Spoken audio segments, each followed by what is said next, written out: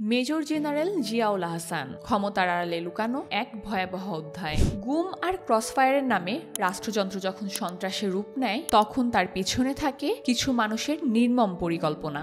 এমনই এক নাম মেজর জেনারেল জিয়াউল আহসান। 2009 সালে র্যাব 2-এ যোগ দিয়ে মেজর থেকে লেফটেন্যান্ট কর্নেল এবং পরে কর্নেল পদে উত্তরণ। র্যাবের গোয়েন্দা শাখার পরিচালক, অতিরিক্ত মহাপরিচালক এবং সবশেষে জাতীয় টেলিকমিউনিকেশন মনিটরিং সেন্টারের মহাপরিচালক। তার ক্ষমতা বেড়েছে পাল্লা দিয়ে, কিন্তু এই ক্ষমতার আড়ালে লুকিয়ে ছিল একের পর এক গুম, খুন আর নির্যাতনের গল্প।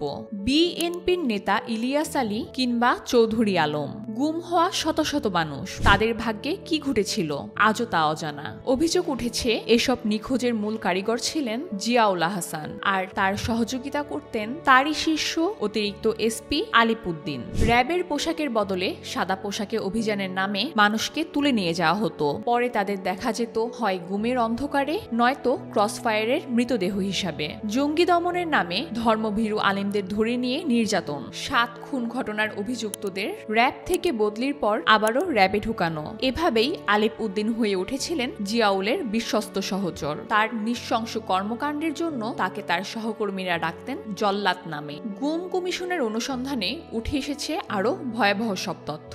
গুরু শিষ্য এখন দুইজনই কারাগারে, কিন্তু তাদের অপরাধের ভয়াবহতা কি এই দেশের ন্যায় বিচারকে প্রশ্নবদ্ধ করে না? গুমের অন্ধকার থেকে মুক্তি আসবে কখন? আমরা কি জানবো সত্যের পুরোটা, নাকি এসব নাম থেকে যাবে ইতিহাসের কলঙ্কের অধ্যায়ে?